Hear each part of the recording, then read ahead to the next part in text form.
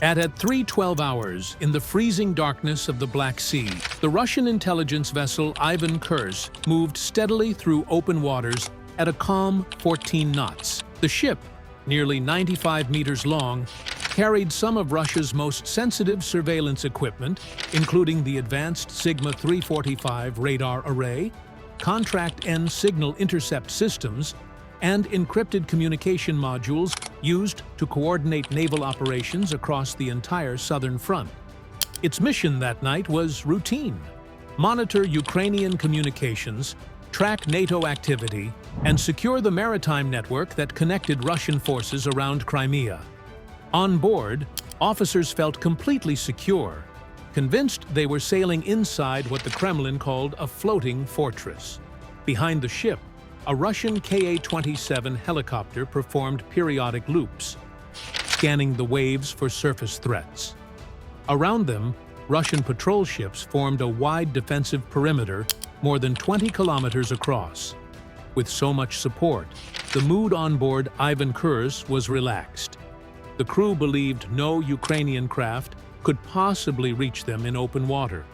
What they didn't know was that farther south, barely 32 kilometers away, a group of Ukrainian naval drones had slipped past Russia's radar screens. They were skimming only 1 meter above the waves, nearly invisible, completely silent, and carrying enough explosive power to tear a warship apart. Inside the Russian vessel, Captain Mikhail Orlov had complete faith in his defenses. The ship's warning network included a 5P-30N long-range radar, the deadly Palma close-in weapon system, and a dedicated anti-drone jamming suite designed specifically to counter unmanned threats. Russian naval doctrine insisted that no small drone could ever reach a ship like this. Orlov had patrolled this same sector over 20 times with no incident. To the Russian Navy, this stretch of the Black Sea was considered one of the safest in the entire region. But while Orlov's radar operators watched distant horizons for NATO vessels, they were completely blind to the danger racing toward them below the radar horizon. The Ukrainians had launched 3 Magura V-5 maritime drones, sleek, angular machines powered by electric motors and shaped to blend perfectly with the waves. Their radar profile measured almost nothing. Their heat signature was barely above seawater temperature. And at a cost of under $250,000 per drone, they were cheap compared to the $200 million spy ship they were hunting. For 5 full days, Ukraine's intelligence service had tracked Ivan Khurs through satellite imagery and intercepted communications. They analyzed its patterns, mapped its blind zones, and waited for the perfect night. And tonight, every condition had lined up exactly as they needed. Both sides knew the stakes. If Russia kept Ivan Khurs operational, Ukrainian coastal defenses would continue being monitored, Russian missile strikes would remain highly coordinated, and the Black Sea blockade would remain strong. But if Ukraine succeeded in destroying this ship, Russia would lose a key intelligence node, its surveillance coverage would collapse, and its fleet would be forced to retreat farther south. Inside a dim Ukrainian control room, an operator breathed out slowly, pressed the arming command, and activated the attack pattern. The sea ghosts were awake. At 03:18, the first Magura drone began its run toward the Russian ship. Moving at 82 kilometers per hour, with a draft of only 20 centimeters, the drone skimmed so close to the water that it seemed to glide across the surface. Its navigation system kept it hidden behind every ripple and every small wave. Inside Ivan Khurs, Russian sailors drank tea, scanned open channels, and casually monitored sonar screens showing nothing abnormal. Their radar showed only low-reflection sea clutter, and to them, the Black Sea looked perfectly calm. At 03:23, a Russian radar technician noticed a faint flicker, a tiny anomaly appearing for less than a second. He mentioned it to his superior. The reply was immediate. Ignore it. Probably just wave interference. But the flicker returned again, Slightly stronger this time, Russian operators increased radar gain to filter out background noise. In response, the Ukrainian drone dropped another 12 centimeters in height and blended perfectly into the sea's thermal surface layer. On radar, it resembled nothing more than a cold patch of water. Sensing something odd, Captain Orlov ordered his crew to activate the ship's Palma CIWS.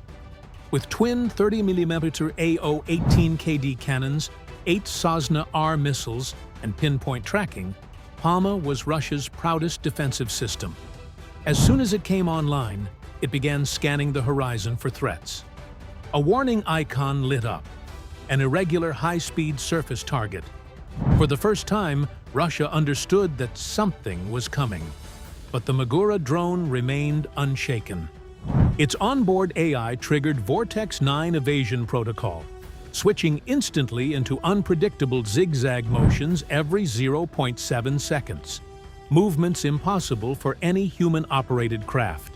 Then it deployed a small cloud of surface chaff, scattering radar reflections behind it. The chaff created 3 separate false targets on the Russian targeting screens.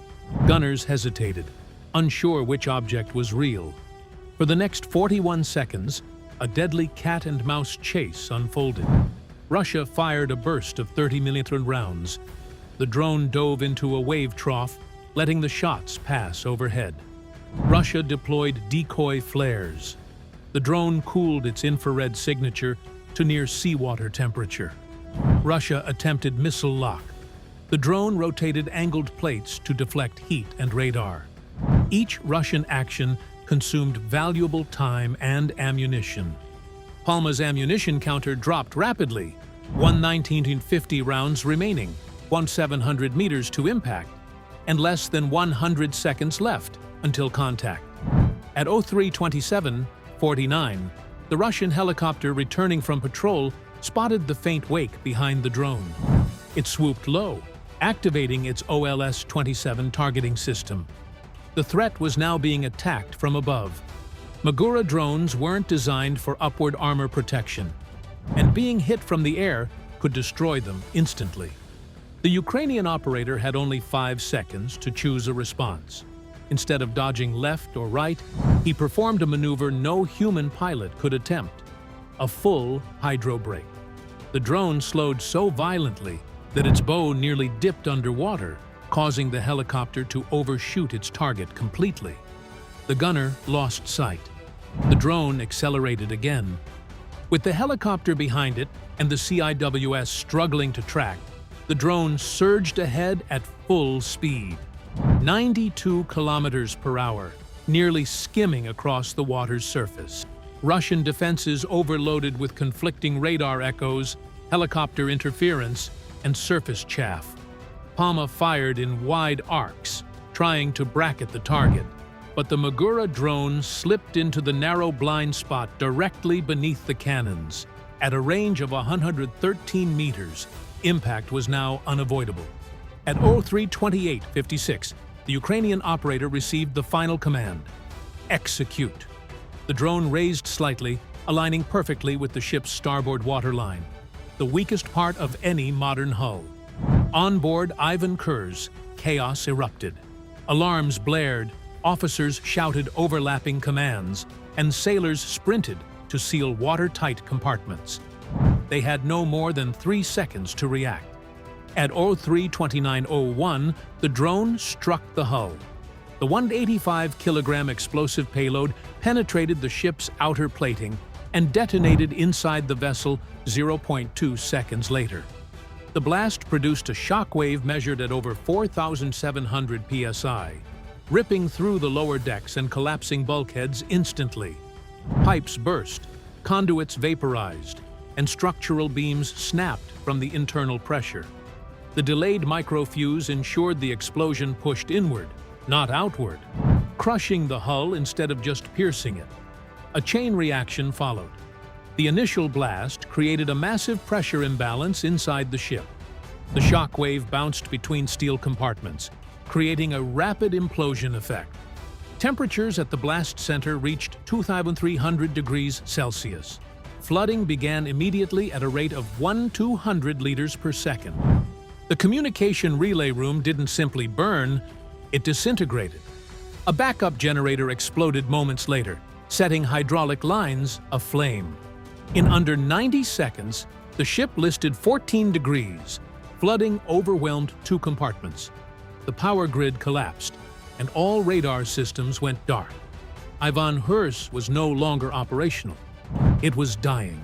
When dawn broke several hours later, satellite images showed the full devastation. Smoke drifted for kilometers across the Black Sea. Fuel burned on the surface in long, shimmering patches. The ship's stern sat partially submerged, its midsection charred black. Russia had not only lost a spy ship, it had lost one of its most advanced naval intelligence platforms. Surveillance coverage across the region dropped by 40%. Russian missile targeting became less accurate. Communication delays increased dramatically. The entire Black Sea fleet was forced into a more defensive posture.